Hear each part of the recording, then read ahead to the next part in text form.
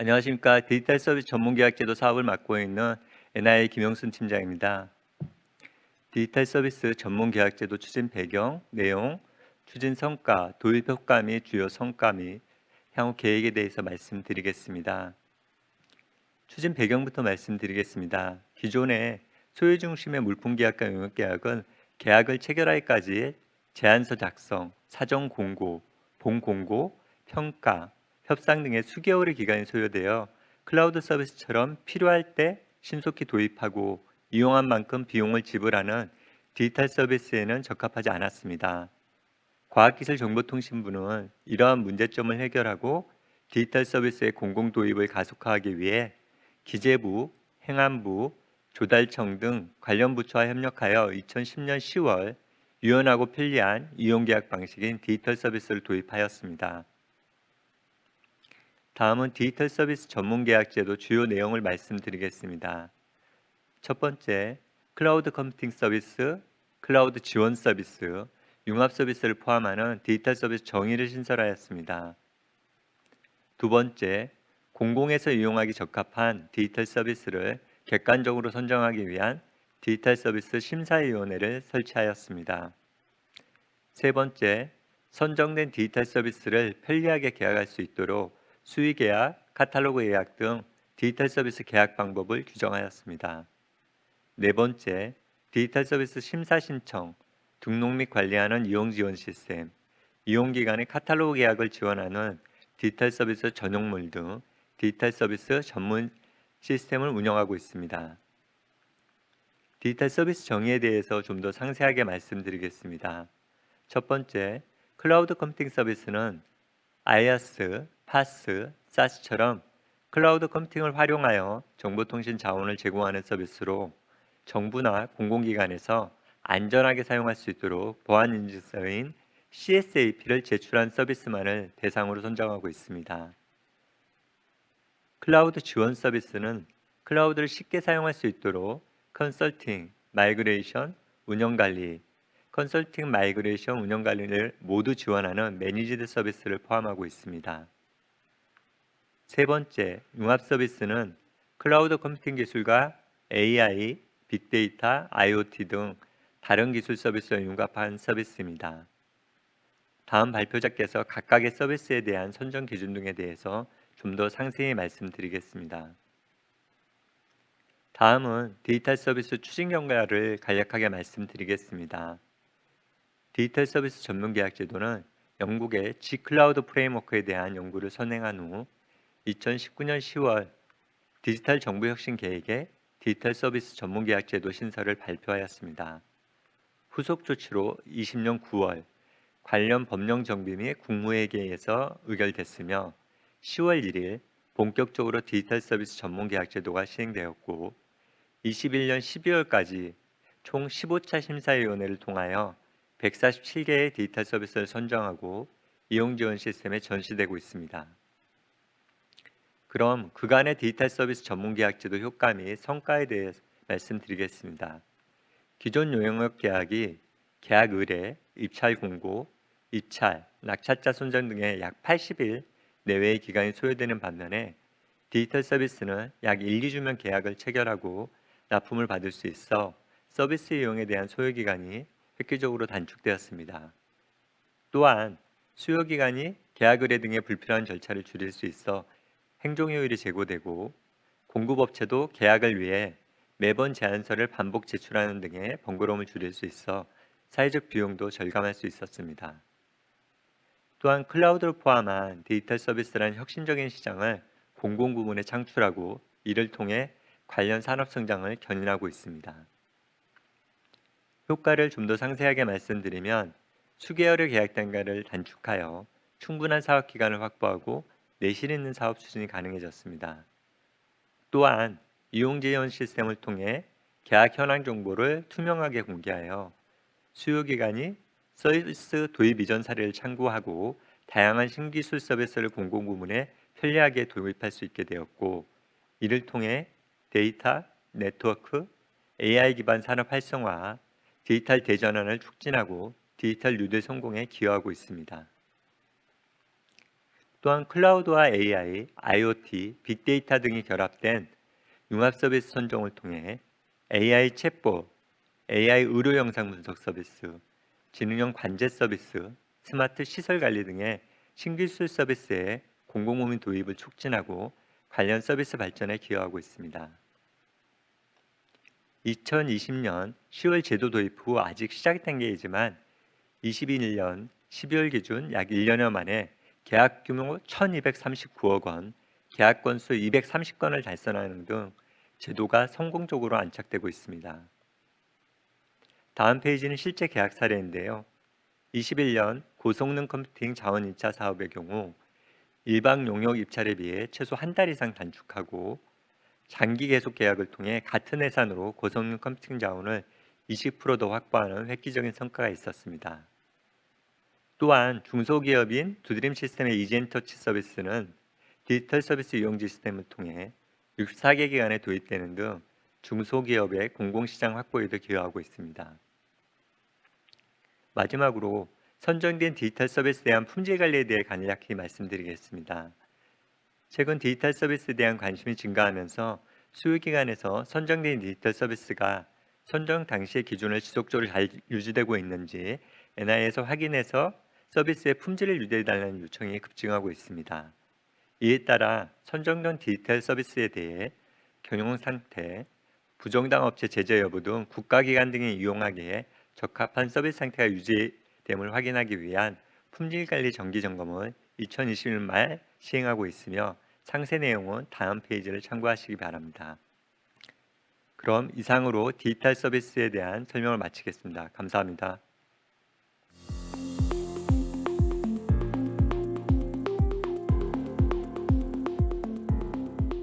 안녕하십니까. 한국지능정보사회진흥원의 김재엽입니다. 이번에는 디지털 서비스 심사 선정 기준에 대해서 설명드리도록 하겠습니다. 목차입니다. 일단 심사 선정 절차와 심사 신청 및 접수, 그리고 디지털 서비스 검토 기준, 마지막으로 제공 역량에 대해서 설명을 드리도록 하겠습니다. 심사 선정 절차입니다. 우선 서류를 심사 신청을 접수를 해주십니다. 관련된 자료들을 저희 디지털 서비스 이용 지원 시스템에 등록을 해주시게 되고요. 그 이후에 전문가 사전 검토를 거치게 됩니다. 우선 검토 의견서와 검토 결과 보고서를 가지고 심사위원회에 상정을 하게 되는데 필요시에는 현장 실사나 기업 면담을 실시할 수 있습니다. 다음으로는 심사위원회에서 디지털 서비스 선정을 위한 심사를 하도록 합니다. 마지막으로 선정된 디지털 서비스를 이용 지원 시스템에 등록하고 선정 통보서를 발급해 드리게 됩니다. 다음은 심사 신청 및 접수입니다. 일단 공통 서류가 있습니다. 디지털 서비스 심사를 위한 심사 신청서를 우선 내셔야 되고요. 관련해서 법인 및 등기사항 전부 증명서, 사업자 등록증, 신용평가 등급 확인서 등의 필요 서류들이 있고 가장 중요한 디지털 서비스 개요서와 디지털 서비스 제공 역량을 증명하기 위한 자료들이 있습니다. 그리고 클라우드 컴퓨팅에 대한 제출 서류들로서는 클라우드 컴퓨팅 보안 인증제에 해당하는 경우에 보안 인증서를 제출하셔야 됩니다. 다만 각급 학교에 학생들의 교육 목적으로 제공하는 클라우드 컴퓨팅 서비스는 예외입니다. 이 경우에는 클라우드 컴퓨팅 서비스를 학교에 제공하겠다라는 관련된 서류들을 별표로 작성을 하시게 됩니다. 그 외에 클라우드 보안 인증서를 제출하시게 되는 경우에는 보안성 관련 심사에서 1.2에서 1.5 항목을 생략하시게 된다고 생각하시면 될 것 같습니다. 그 외에 서비스 수준 정책서나 디지털 서비스 원 제공자의 공급 및 기술 지원 확약서, 그리고 이와 관련해서 디지털 서비스 원 제공자와 중개 제공자 간 역할 등을 확인을 하기 위한 제공 역량 항목별 구분 명세서를 추가로 제출을 요구받으실 수 있습니다. 다음은 디지털 서비스 검토 기준입니다. 여기에서는 우선 디지털 서비스에 해당하는지를 보게 됩니다. 첫 번째로 클라우드 컴퓨팅 서비스, 두 번째로 클라우드 지원 서비스, 여기에는 컨설팅과 운영관리, 그리고 마이그레이션이나 기타 서비스 등이 있습니다. 세 번째로는 융합 서비스가 있는데 이는 다른 기술이나 서비스가 융합된 서비스를 이야기합니다. 여기에서 우선 저희가 이번에 디지털 서비스 관련 심사 선정 기준에 대한 고시 개정을 예정인데요. 여기에서 클라우드 컴퓨팅 서비스인 경우에는 제공자인 경우에 원 제공자와 어떤 관계 여부만 파악을 하고 여기에 따라서 심사 선정에 대한 어떤 간소화를 적용할 예정입니다. 그리고 융합 서비스나 클라우드 컴퓨팅 서비스 중에 클라우드 보안 인증서에 해당하지 않는 서비스들, 특히 교육용 서비스나 융합 서비스인 경우에는 이를 조금 더 잘 심사 선정할 수 있도록 관련 기준들을 조금 보완을 했습니다. 관련된 내용들은 다시 말씀드리겠습니다. 여기에 따라 디지털 서비스에 해당이 되면은 경영 상태를 보게 됩니다. 가장 큰 부분에서는 이 디지털 서비스를 제공하시는 사업자분께서 어떤 계약을 하는데 적합한 상태인가를 본다고 생각하시면 될 것 같습니다. 우선 경영 상태를 보게 되는데 신용평가 등급은 B- 미만인 경우라거나 또는 휴폐업이나 부도 또는 파산 상태에 해당하는 경우에는 계약 이행이 어렵다라고 보고 있습니다. 그 외에 부정당 업자 제재 여부 등을 신청일 기준으로 판단을 하고 있습니다. 마지막으로 제공 역량을 보게 되는데요. 여기에서는 해당 업체에서 제공하는 서비스에 대한 역량 부분을 보게 됩니다. 크게 보안성, 운영 안정성, 그리고 지원 체계 부분으로 나누어져서 보게 됩니다. 자세한 내용은 다음에 말씀드리겠습니다. 앞에 말씀드렸던 제공 역량 부분입니다. 우선 보안성 부분을 보시게 되는데요. 여기에서는 검토 항목으로 클라우드 보안 인증제에 따른 인증서를 제출을 하게 되면은 그 외에 1.2, 1.3, 1.4, 1.5 항목들을 검토를 생략하고 있습니다. 다만 클라우드 컴퓨팅 서비스에 한해서 보안 인증서에 따른 인증서 제출을 요구하고 있으며 클라우드 컴퓨팅 서비스가 각급 학교의 학생들이 교육 목적으로 제공하는 클라우드 컴퓨팅 서비스인 경우에는 별지 제6호 서식에 따라 관련된 내용을 제출하시게 되면 해당 부분들을 예외로 보고 있습니다. 그 외 1.2 부분은 침해 사고 대응 절차 및 사후 관리 대책, 1.3은 개인정보나 데이터 관리 정책, 그리고 1.4는 안전한 코딩 방법, 마지막으로 1.5는 취약점 점검 및 조치에 해당합니다. 우선 클라우드 보안 인증제에 따른 인증서 제출 항목입니다. 관련 부분은 클라우드 컴퓨팅 서비스에 해당하고 보안 인증서를 제출하였는가를 보고 있습니다. 클라우드 컴퓨팅 서비스는 반드시 제출을 해야 하며 각급 학교의 학생들의 교육 목적으로 제공하는 클라우드 컴퓨팅 서비스는 여기에 예외를 두고 있습니다. 다음은 침해 사고 대응 절차나 사후 관리 대책입니다. 여기에서는 클라우드 컴퓨팅법이나 정보통신망법 등의 관련 법률에서 침해 사고와 관련해서 요구하는 준수사항입니다. 즉 정책적으로 침해 사고 발생 시에 이용자에게 통지의 내용이나 방법을 명시하고 여기에 따라 제시를 하고 있고 어떤 정책으로 반영을 하고 있는지에 대해서 요구하고 있습니다. 여기에 대해서 관련된 추가적인 내용에 대해서는 침해 사고에 대해서 효과적으로 대응하고 재발을 방지하기 위한 절차가 있는지도 함께 보고 있습니다. 이를 위해서 침해 사고의 원인 분석이나 대응 및 절차, 그리고 재발 및 확산 방지 대책, 주기적인 훈련이나 점검 실시 계획 등에 대한 부분을 포함하여서 제시할 것을 요구하고 있습니다. 다음으로는 개인정보 데이터 관리 정책입니다. 여기에서는 개인정보의 암호화 등 개인정보에 대해서 안전한 전송이나 저장 여부, 그리고 데이터 보관이나 반환이나 폐기 절차, 정책, 관련하여 데이터의 국외 이전 여부 등을 확인을 하고 있으며 여기에 대해서 구체적으로 제시를 하고 있는지를 보고 있습니다. 암호화 조치인 경우에는 국내에서 서비스하고 있는 IaaS 서비스인 경우는 크게 문제가 없을 텐데요. 주로 이제 가장 많이 검토를 하게 되는 부분들이 개인정보를 암호화를 하느냐, 특히 단방향 암호화를 하느냐, 그리고 전송 구간 암호화, 그리고 암호화 대상별로 안전한 암호화 알고리즘을 적용을 하고 있는지 등을 보고 있습니다. 다음은 데이터 반환 및 폐기 절차 부분인데요. 여기에서는 데이터의 어떤 반환이나 폐기, 특히 서비스의 종료라든가 이런 경우에 잘 반환을 하거나 여기에 대해서 폐기를 하는가 등에 대한 부분들이 있고 국내 서비스인 경우는 크게 문제가 없을 텐데 데이터의 국외 이전 여부나 데이터 서비스 처리 위치가 국내인지 국외인지 등을 명확하게 포함하여서 제시할 것을 요구하고 있습니다. 관련해서는 관련 지침을 참조하시면 될 것 같습니다. 다음은 안전한 코딩 방법입니다. 서비스에 대해서 안전한 코딩 방법에 따라 구현될 수 있는지를 확인하고 있는데요. 이를 위한 점검 방법이나 점검 절차 등의 점검 체계를 제시하도록 요구하고 있습니다. 관련해서 CQ 코딩 점검 계획을 수립하였고 거기에 따른 그 내용의 적정성을 확인을 하고 있습니다. 여기에서 이제 가장 많이 요구가 되는 부분이요.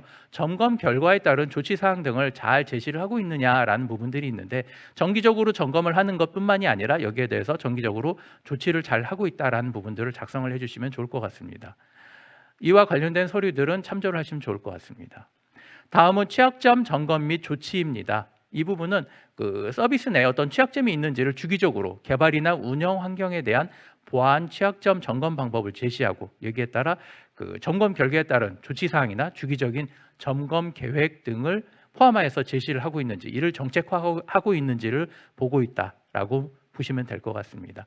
이와 관련해서 관련된 지침이나 이런 부분들을 참조하시면 좋으실 것 같은데요. 안전한 코딩이나 취약점 같은 경우에는 관련된 툴이나 이런 것들을 사용하시는 경우에 이 이용된 툴이나 소프트웨어의 안전성도 함께 제시를 해주시는 것이 좋으실 것 같습니다.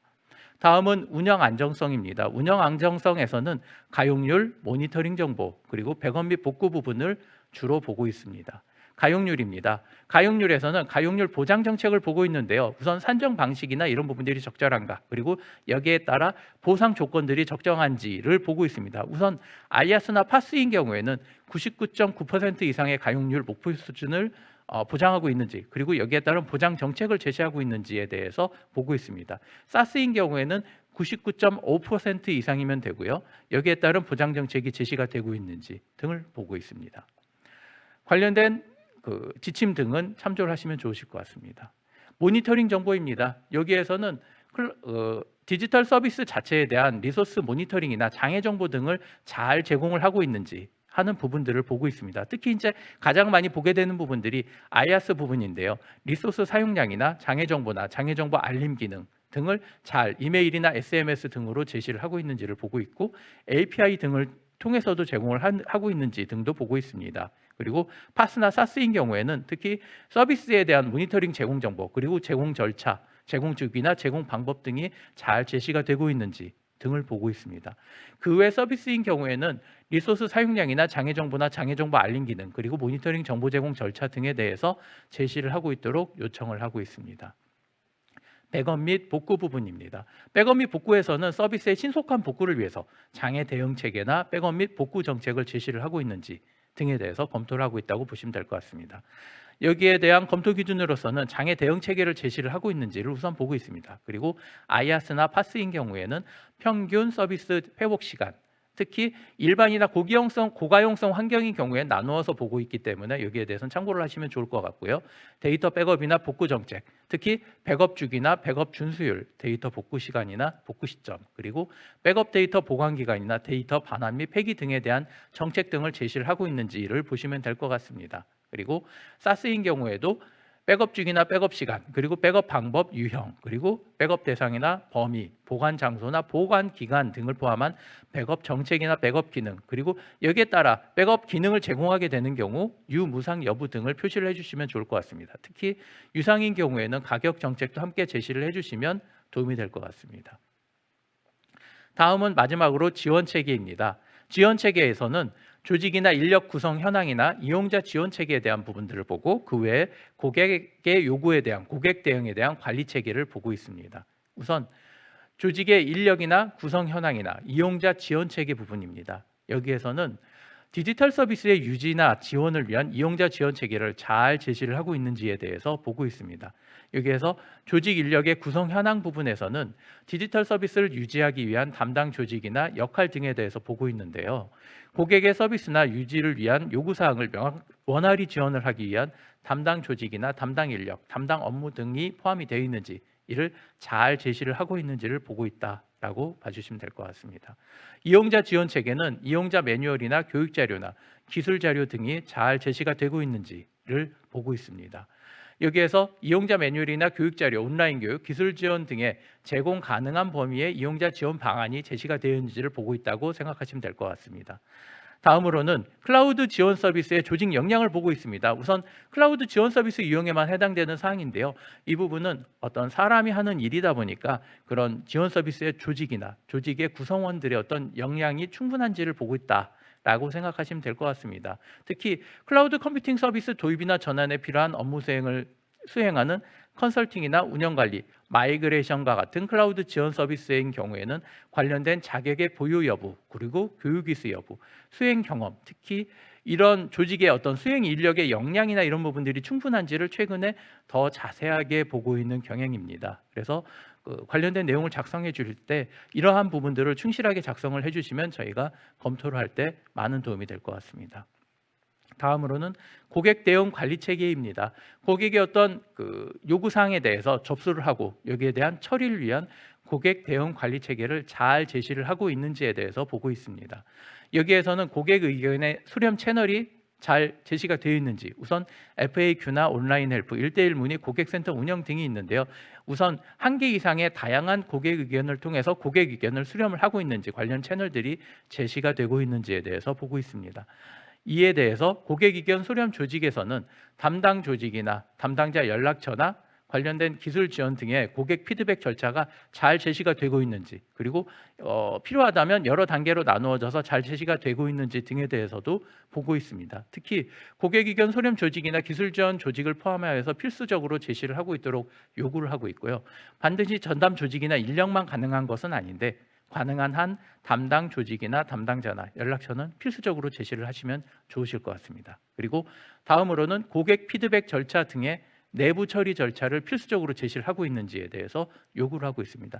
특히나 IaaS인 경우나 SaaS인 경우나 또는 PaaS, 그리고 관련 다른 서비스들인 경우에 자체적인 서비스일 수도 있고 관련된 CSP사나 이런 쪽에 그 처리를 요청하는 경우도 있는데, 여기에 대해서 어떤 그 서비스 제공사의 어떤 역량에 있어서 그 자체적으로 처리를 하고 이를 어떻게 잘 다른 업체나 다른 조직으로 잘 넘겨서 처리를 하는지, 고객 요구 사항을 원활히 접수하고 처리하여 피드백하는 내부 처리나 대응 절차들이 잘 되고 있는지, 이런 부분들에 대해서 필수적으로 요청을 하고 있습니다. 관련해서 그 심사 선정 기준에 대해서는 지속적으로 1년 동안 저희가 이제 검토를 하고 있는데요. 여러 가지 부분에서는 그 공급자 서비스라든가 이런 부분들에 있어서는 어떤 CSP사와의 어떤 그 서로 역할 관계가 잘 되고 있는지, 또는 처리를 위한 어떤 역량들이 잘 준비가 되고 있는지를 보고 있습니다. 그리고 지원 서비스인 부분에서는 그 아무래도 사람이 하는 일이다 보니까 컨설팅이나 마이그레이션이나 운영 관리를 하는 인력이라든가 또는 관련된 경험이라든가 이런 처리의 어떤 역량, 그 제공 역량에 대한 부분들을 중점적으로 보고 있고요. 교육용이나 융합 서비스 같이 어떤 그 보안 인증이라든가 이런 부분들이 필수적이지 않은 부분들에 대해서는 보안성 항목들을 추가적으로 자세히 보고 있고, 여기에 따라 그 교육용 서비스인지 융합 서비스인지에 대해서 자세히 보고 있기 때문에 해당하는 부분들을 자세히 작성을 해주시면 저희가 심사 선정을 하는데 많은 도움이 될 것 같습니다. 예, 감사합니다.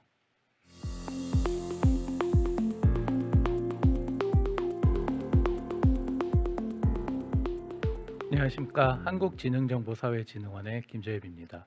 이번에는 국가기관 등을 위한 디지털 서비스 이용 계약, 수요자 가이드라인에 대해서 말씀드리겠습니다. 주요 내용입니다. 첫 번째로 목적 및 적용 대상, 두 번째로 근거, 세 번째로 주요 용어, 네 번째로 디지털 서비스 계약, 다섯 번째로 디지털 서비스 이용 방법에 대해서 말씀드리겠습니다. 목적 및 적용 대상입니다. 우선 목적으로는 클라우드 컴퓨팅법 시행령에 따라서 제8조 2의 국가를 당사자로 하는 계약에 관한 법률 시행령에 근거하여 국가기관이나 지방자치단체 및 전자정부법 제2조 제3호에 따른 공공기관이 디지털 서비스 이용 계약을 추진하고자 할 때 따라야 할 절차 등에 대해서 안내하고자 함입니다. 여기에 대해서 적용 대상은 국가기관이나 지방자치단체 및 전자정부법 제2조 제3호에 따른 공공기관입니다. 여기에 따른 공공기관을 보시면은 첫 번째로 공공기관의 운영에 관한 법률 제4조에 따른 법인이나 단체 또는 기관을 말하고, 다음으로는 지방공기업법에 따른 지방공사나 지방공단을 말합니다. 그리고 특별법에 따라 설립된 특수법인, 그리고 초, 중등교육법, 그리고 고등교육법 및 그 밖의 다른 법률에 따라 설치된 각급 학교를 말합니다. 마지막으로 대통령령으로 정하는 법인이나 단체 또는 기관을 공공기관이라고 정의를 하고 있습니다. 다음은 관련 근거를 말씀드리겠습니다. 우선 관련 근거는 클라우드 컴퓨팅법 제12조 국가기관 등의 클라우드 컴퓨팅 도입 촉진 부분에서, 그리고 제20조 공공기관의 클라우드 컴퓨팅 서비스 이용 촉진 부분을 관련 근거로 하고 있습니다. 클라우드 컴퓨팅법 제12조 국가기관 등의 클라우드 컴퓨팅 도입 촉진은 국가기관 등은 클라우드 컴퓨팅을 도입하도록 노력을 해야 된다라는 부분과, 정부는 지능정보화 기본법에 따른 지능정보화 정책이나 사업 추진에 필요한 예산을 편성할 때에는 우선적으로 클라우드 컴퓨팅 도입을 고려해야 한다라는 부분이 있습니다. 그리고 제20조에도 정부는 공공기관이 업무를 위하여 클라우드 컴퓨팅 서비스 제공자의 클라우드 컴퓨팅 서비스를 이용을 할 수 있도록 노력을 해야 된다라는 부분들을 그 근거로 하고 있습니다. 특히나 클라우드 컴퓨팅법 시행령 제8조의 2 디지털 서비스 선정 항목에서는 관련하여 디지털 서비스에 대해 어떤 정의를 하고 있습니다. 이를 위해서 디지털 서비스를 선정을 할 수 있다라고 했는데 여기에 따라 세 가지의 디지털 서비스를 정의를 하고 있습니다. 첫 번째로는 법 제2조 제3호에 따른 클라우드 컴퓨팅 서비스가 있고, 두 번째로는 클라우드 컴퓨팅 서비스를 지원하기 위한 지원 서비스가 있습니다. 그리고 마지막으로 지능정보기술 등 다른 기술 서비스와 클라우드 컴퓨팅 기술을 융합한 서비스로 디지털 서비스를 정의를 하고 있습니다. 다음으로는 국가계약법이 있습니다. 국가계약법 시행령 제26조에 수의계약에 의할 수 있는 경우, 특히 이 부분이 많이 인용이 되시는데요. 제1항 제5호 아목을 인용을 하시게 될 것 같습니다. 여기에서는 법 제7조 제1항 단서에 따라서 이게 이제 수의계약을 할 수 있는 단서라고 하는데요. 수의계약을 할 수 있는 경우는 다음 각호와 같다라고 해서 여러 가지 호가 나열이 되어 있습니다. 특히 여기에서 클라우드 컴퓨팅 발전 및 이용자 보호에 관한 법률 시행령 제8조의 2 제1항에 따라 정의가 되어 있는 디지털 서비스에 관한 계약을 하는 경우가 추가가 되어 있습니다. 특히 이 부분은 많이 인용을 하시기 때문에 많이 참조를 하시면 좋으실 것 같습니다. 그리고 조달 사업에 관한 법률 시행령 제16조에 관련하여 카탈로그 계약에 대해서도 정의가 되어 있습니다. 앞에서는 수의계약을 할 수 있는 그 근거를 마련을 했다고 하면은 조달 사업에 관한 법률 시행령 제16조에서는 카탈로그 계약을 위한 근거를 마련했다고 보시면 될 것 같습니다. 여기에서는 조달청장은 우선 상품의 기능이나 특징 조건, 가격 등을 설명한 카탈로그를 제시하는 계약 상대자와 공급 계약을 체결할 수 있다. 어떤 서비스들이냐? 그 앞에서 말씀드린 디지털 서비스에 대해서 카탈로그 계약을 체결할 수 있다라고 정의를 하고 있습니다. 특히 여기에서 계약을 체결하는 경우에는 그 관련된 제품이나 납품 실적이나 카탈로그 내용의 적정성 등을 심사하여 2인 이상의 계약 상대자 또는 심사를 통해 1인을 계약 상대자로 결정을 하고 살 수 있다라고 설명을 하고 있습니다. 특히 이를 통해서 카탈로그 계약을 체결한 계약 상대자에게 제안서를 제출하도록 하고, 이 제안서에 따라 어떤 평가 및 협상 결과에 따라 수요 물자를 납품할지를 결정할 수 있도록 하여 카탈로그 계약의 근거를 마련을 하고 있습니다. 다음은 디지털 서비스 이용 계약에 따른 어떤 주요 용어에 대해서 설명을 드리도록 하겠습니다. 우선 디지털 서비스입니다. 앞에서도 보셨겠지만 클라우드 컴퓨팅법 시행령 제8조 2에서 정의가 되어 있는데요. 특히 이를 디지털 서비스의 선정이라는 항목으로 정의를 해놨습니다. 여기 이를 위해서 디지털 서비스 심사위원회의 심사를 거쳐서 국가기관 등이 이용하기에 적합한 디지털 서비스를 선정을 할 수 있다라고 정의를 해놨고, 이를 위해 법 제2조 제3호에 따른 클라우드 컴퓨팅 서비스, 그리고 클라우드 컴퓨팅 서비스를 지원하는 서비스, 그리고 지능정보기술 등 다른 기술 서비스와 클라우드 컴퓨팅 기술을 융합한 서비스 세 가지로 디지털 서비스를 정의를 하고 있습니다. 그리고 이를 디지털 서비스를 제공하는 디지털 서비스 제공자를 정의를 하고 있는데요. 여기는 디지털 서비스 심사 선정 등에 관한 고시에 있습니다. 제2조 제9호 그리고 제10호에 따라 심사위원회에서 선정된 디지털 서비스를 제공하는 자라고 설명을 하고 있습니다. 특히나 이 제공자에 대해서는 두 가지 유형으로 나누어져 있는데요. 디지털 서비스 원 제공자와 디지털 서비스 중개 제공자가 이번 고시에서 개정이 될 예정입니다. 여기에서 원 제공자란 디지털 서비스를 만들어서 네트워크를 기반으로 수혜자에게 직접 제공하거나 디지털 서비스 중개 제공자를 통해 제공하는 디지털 서비스 제공자를 말합니다. 흔히 CSP라고 말씀하시는 그런 제공자라고 생각하시면 될 것 같습니다. 그리고 디지털 서비스 중개 제공자란 디지털 서비스 원 제공자로부터 디지털 서비스를 공급받아서 이를 소유자에게 중개하여 제공하는 디지털 서비스 제공자를 말합니다. 다음은 이용 지원 시스템입니다. 이러한 디지털 서비스를 어떻게 등록을 하고 관리를 하고 심사 선정하는데 여러 가지 이제 작업이 필요한데요. 이런 프로세스들이나 절차 등을 관리하기 위한 시스템으로서 디지털 서비스 이용 지원 시스템이라고 하고, 이를 이용 지원 시스템이라고 정의를 했습니다. 이는 클라우드 컴퓨팅법 시행령 제8조의 2 디지털 서비스 선정에 정의가 되어 있는데요. 우선 선정된 디지털 서비스를 등록하고 관리하는 시스템을 구축하여 운영할 수 있다라고 되어 있고, 이 시스템을 이용 지원 시스템이라고 부르고 있습니다. 그리고 종합 쇼핑몰이 있습니다. 디지털 서비스 카탈로그 계약 업무 처리 규정 제2조 제9호에 따라서 조달청이 카탈로그 계약을 체결한 계약 상대자의 수요 물자를 수요 기간이 전자적으로 구매할 수 있도록 나라장터에 개설한 온라인 쇼핑몰을 말합니다. 특히 디지털 서비스 카탈로그 계약 업무 처리 규정 제2조 정의 부분에서 관련된 용어가 정의되어 있습니다. 우선 조달청이 카탈로그 계약을 체결한 계약 상대자의 수요 물자를 수요 기간이 전자적으로 구매할 수 있도록 나라장터에 개설한 온라인 쇼핑몰이라고 정의를 하고 있습니다. 다음은 카탈로그입니다. 디지털 서비스 카탈로그 계약 업무 처리 규정에 관련 내용이 정의가 되어 있는데요. 수요 기간이 상품 정보를 쉽게 파악할 수 있도록 업체가 제공하는 상품 설명서를 카탈로그라고 합니다. 여기에서 관련된 수요 기간의 다양한 수요를 반영해서 해당 용역이나 서비스의 상세 설명이나 가격, 납품 기한, 계약업체 정보, 인증 보유 현황 등 수요 기간이 상품 정보를 쉽게 파악할 수 있도록 별지 제2호 서식에 따라 업체가 제공하는 상품 설명서라고 정의되어 있습니다. 그리고 관련한 이용 계약은 클라우드 컴퓨팅법 시행령 제8조 2에 의하여 선정된 디지털 서비스의 이용을 위한 계약을 말합니다. 여기에선 두 가지가 정의가 되어 있는데요. 수의 계약과 카탈로그 계약이 가능합니다. 우선 수의 계약은 시행령 제26조 제1항 제5호 아목에 따라서 수의 계약을 할 수 있도록 정의가 되어 있습니다. 이는 여러 공공기관이나 관련된 지자체나 국가기관 등이 계약을 직접적으로 수행을 할 수 있도록 정의를 하고 있는 부분을 생각하시면 될 것 같습니다. 그리고 이를 조달청에 의뢰를 할 수 있는데요. 조달 사업에 관한 법률 시행령 제16조에 따른 카탈로그 계약이 있을 수 있습니다. 이는 카탈로그 계약으로 등록이 되어 있는 서비스를 조달청에 의뢰하여 계약을 하도록 하는 계약 방법이라고 생각하시면 될 것 같습니다. 그리고 추가적인 계약 방법으로서 수의 계약이나 카탈로그 계약을 하는데 공동 계약과 장기 계속 계약이 가능합니다. 우선 공동 계약에 대해서는 계약 담당 공무원은 수계의 전문 분야가 요구되는 복합 사업인 경우에 해당한다고 판단되는 계약에 대해서는 공동 계약을 허용하여야 한다라고 이야기를 하고 있습니다. 특히 디지털 서비스인 경우에는 클라우드 컴퓨팅 서비스나 지원 서비스를 함께 이용을 하는 경우라든가 여러 디지털 서비스를 함께 복합하여 계약을 하고자 할 경우에 공동 계약을 활용하실 수 있습니다. 그리고 장기 계속 계약이 있습니다.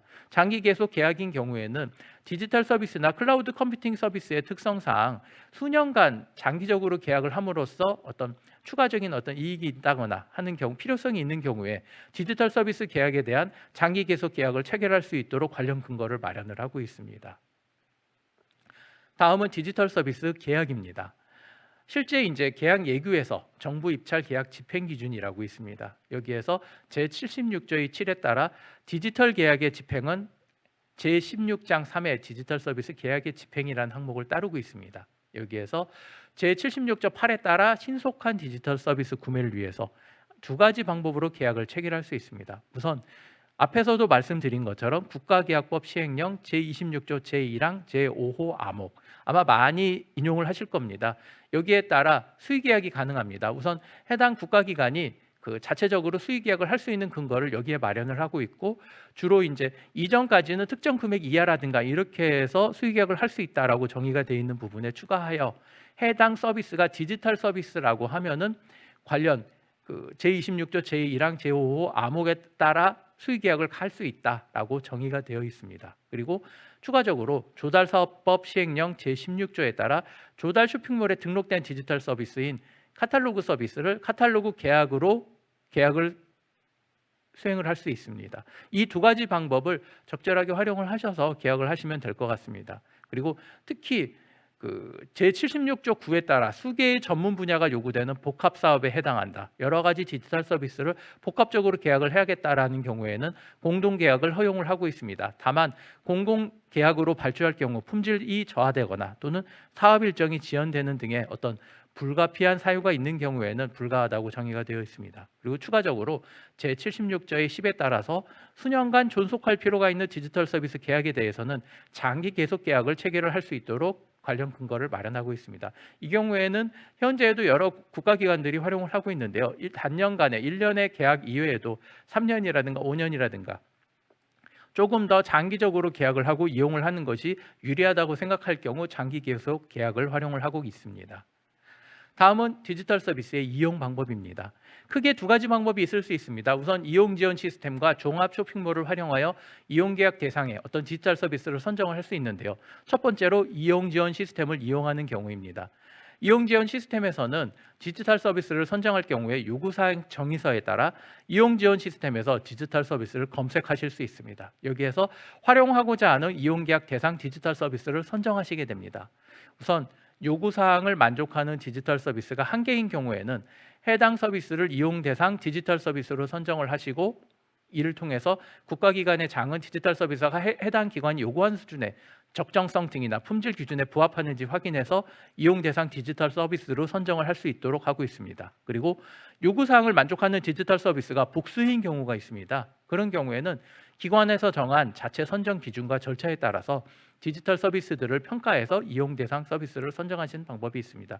특히 이러한 선정 기준에는 디지털 서비스의 가격이나 기능이나 요구사항 등을 포함하여 검토 가능하시다고 보시면 될 것 같습니다. 특히 기관에서 디지털 서비스 검색 결과를 정보통신망을 통해서 전송받아서 저장하여서 선정이나 이후의 절차 등에 활용을 하실 수 있습니다. 다음은 나라장터의 종합 쇼핑몰을 이용하시는 경우입니다. 여기에서 국가기관 등의 장은 디지털 서비스가 해당 기관이 요구하는 수준의 적정성이나 품질 기준에 부합하는지를 보시게 되고, 디지털 서비스몰에 등록된 서비스 정보나 카탈로그 등을 확인하셔서 한 개 서비스에 대해서 제안을 요청하시고 평가나 협상을 통해서 납품 대상자를 선정하고 후에 납품을 요구하실 수 있습니다. 이 경우에 디지털 서비스 카탈로그 계약 업무 처리 규정 및 디지털 서비스 카탈로그 계약 특수 조건을 따르시게 됩니다. 특히 이 관련된 디지털 서비스 납품 요구, 특히 이를 카탈로그 계약이라고 명칭하고 있는데요. 절차의 개요를 보시게 되면 우선 주문 단계에서 제안 요청이나 평가 단계가 있습니다. 금액 제한 없이 한 개의 사업자에게 제안 요청을 하게 됩니다. 평가 결과 85점 이상인 자를 적격자, 우선 협상 대상자로 선정을 하시게 되고요. 그리고 평가 기관은 수요 기관이 하시게 되고, 평가 기준은 조달청이 제시하는 기준을 참조하시거나 수요 기관의 자체 기준을 활용을 하시게 됩니다. 그리고 다음으로 관련된 내용에 대해서 수요 기관은 제안서 평가 결과에 따라 10일 이내에 협상을 실시하시게 됩니다.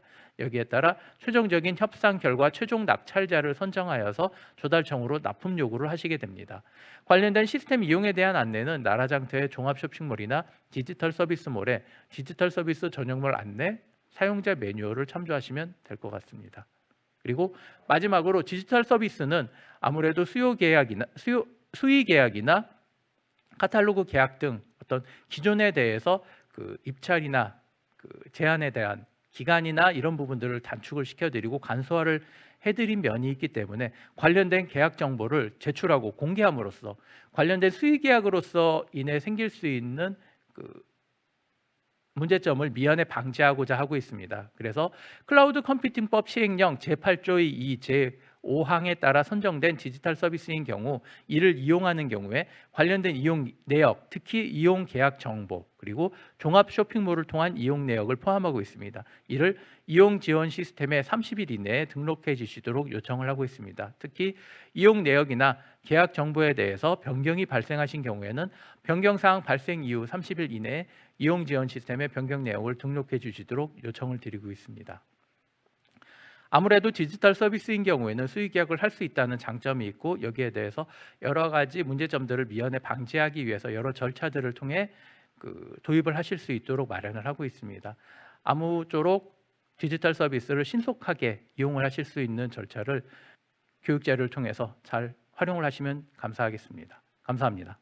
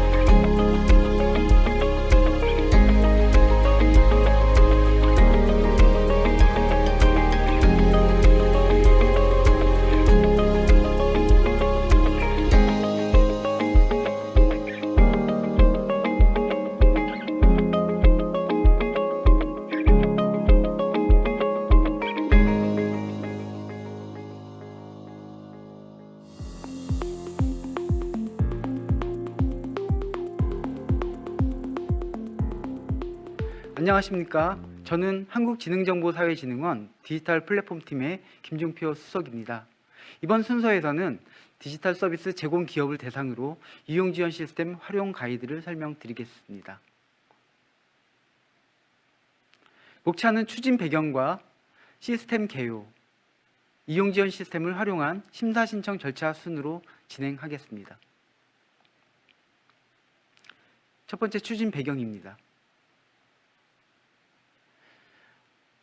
디지털 서비스의 이용 활성화를 위해 이용 지원 시스템을 통한 신속한 정보 제공, 편리한 검색, 계약 기능이 유기적으로 연계된 디지털 서비스 전문 시스템을 마련하게 되었습니다. 이를 통해 첫째는 다수 시스템에 산재된 정보의 제공 기능과 계약 기능을 통합 연계하였고, 둘째, 디지털 서비스의 선정 직후 세부 정보를 시스템에 제공함으로써 시의적절한 정보 제공이 가능하며, 셋째, 서비스 제공 기업에서는 디지털 서비스 마켓이라고 할 수 있는 이용 지원 시스템에 자사의 서비스를 등록 전시함으로써 홍보 효과를 높일 수 있도록 하였습니다. 디지털 서비스 전문 시스템입니다.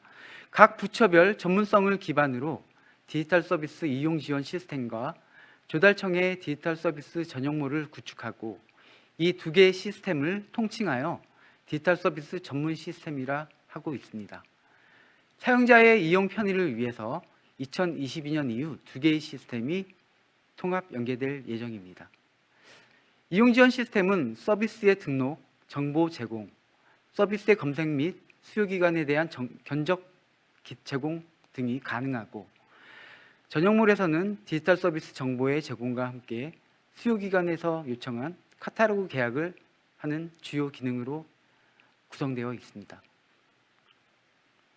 이러한 시스템 간 연계를 통하여 기업은 이용 지원 시스템에 디지털 서비스 상세 정보를 한번 등록하면 조달청 전용몰로 자동으로 넘어가며, 카탈로그 계약을 위한 이용 지원 시스템에서 전용몰 계약 화면으로의 연동, 디지털 서비스 이용 계약 정보의 시스템 간 공유 등이 가능해질 것으로 예상됩니다.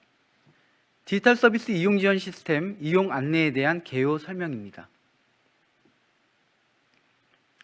이용 지원 시스템은 디지털 서비스 활성화를 위해 국가기관 등이 이용하기에 적합한 서비스를 등록 관리하는 시스템으로서, 설치 근거는 클라우드 컴퓨팅 발전 및 이용자 보호에 관한 법률 시행령 제8조의 2, 제3항을 근거로 하고 있습니다.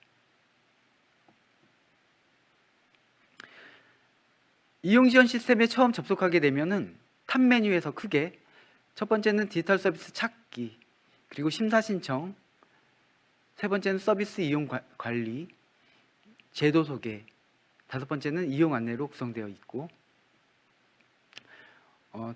주요 서비스로는 첫 번째 디지털 서비스 심사 신청 기능과 선정된 디지털 서비스의 등록 기능이 있으며, 두 번째 디지털 서비스의 기본 정보, 상세 규격, 서비스 이용 가격 등의 정보 제공 기능, 세 번째는 디지털 서비스의 검색과 수요기관에서 요청한 견적, 그리고 견적에 대한 견적 서비스 제공 기능이 있습니다. 네 번째는 디지털 서비스의 이용 정보 공개 기능을 가지고 있으며, 이를 주요 네 가지의 주요 서비스라 할 수 있겠습니다. 다음으로는 디지털 서비스 제공 기업의 이용 지원 시스템에 대한 사용 방법을 동영상 매뉴얼로 자세히 살펴보시겠습니다.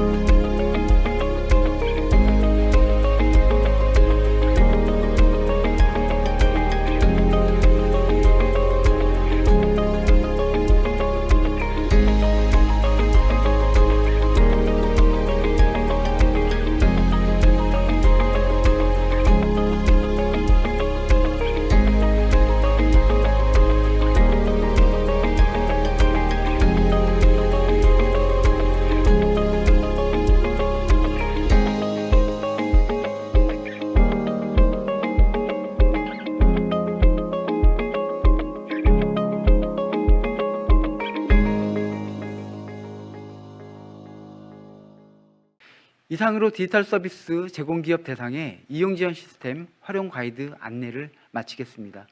이용하시면서 궁금하신 사항은 이용 지원 시스템 고객센터를 통해 전화나 이메일로 문의해 주시거나 홈페이지에 직접 방문하셔서 필요한 자료를 다운받아 참고하실 수 있겠습니다. 감사합니다.